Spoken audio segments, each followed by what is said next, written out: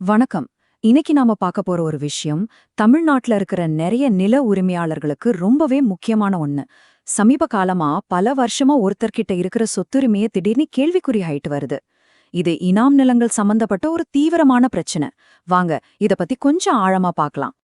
உங்க சொத்து அது பல வருஷமா உங்க குடும்பத்துக்கிட்ட இருக்கிற ஒரு நிலமா இருக்கலாம். ஆனா அந்த சொத்துரிமைக்கே ஒரு ஆபத்து வந்தா? ஆமாங்க, உங்களுக்கு தெரியாமலேயே உங்க சொத்துரிமை ஒரு சிக்கல்ல இருக்கலாம். யோசிச்சு பாருங்க.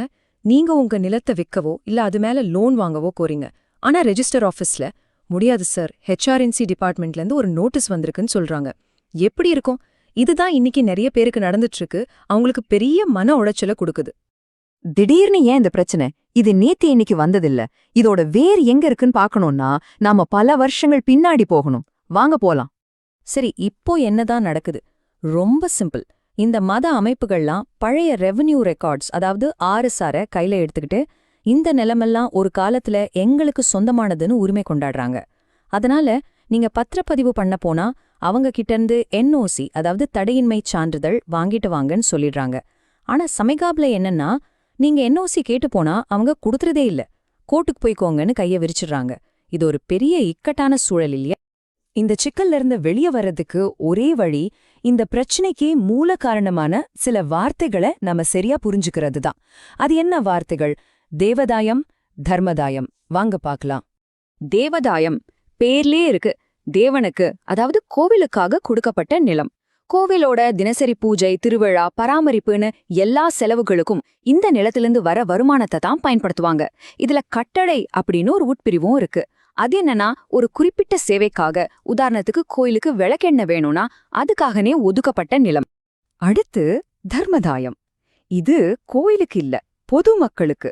வழிபோக்கர்கள் தங்குறதுக்கு சத்திரம் கட்டுறது, எல்லாரும் தண்ணி குடிக்க குளம் வெட்டுறது, நிழலுக்காக தோப்பு உருவாக்குறதுன்னு இப்படி பொதுநல நோக்கங்களுக்காக கொடுக்கப்பட்ட நிலம்தான் தர்மதாயம்.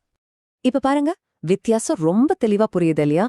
தேவதாயம்னா கோயிலுக்கு, தர்மதாயம்னா பொதுமக்களுக்கு. இந்த ஒரு சின்ன வித்தியாசம்தான் இன்னைக்கு நடக்கிற பல பிரச்சனைகளுக்கு அடிப்படையா இருக்கு. இது நல்லா ஞாபகம் வச்சுக்கோங்க.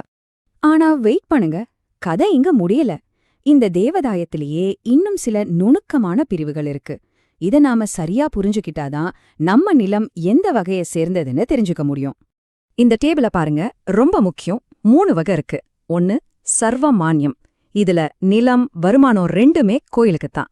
முழு உரிமையும் கோயில்கிட்ட தான். 2வது தீர்வ மான்யம். இங்கதான் ஒரு முக்கியமான மாற்றம் வருது. நிலத்தோட உரிமை விவசாயிகிட்ட இருக்கும். ஆனா அவர் அந்த நிலத்துல வர்ற விளைச்சல்ங்க ஒரு பகுதிய வரியா, அதாவது தீர்வையா கோயிலுக்கு கொடுக்கணும். 3வது மோகினி அலவன்ஸ். இதுவும் தீர்வமான்யம் மாதிரி தான், ஆனா ஒரு சின்ன ட்விஸ்டோட. இந்த மோகினி அலவன்ஸ்ங்கிற பேரு தான் இன்னைக்கு நிறைய குழப்பங்களுக்கு காரணம். அது என்ன மோகினி? அதுக்கு நிலத்துக்கோ என்ன சம்பந்தம்? வாங்க அந்த மர்மத்தை உடைப்போம்.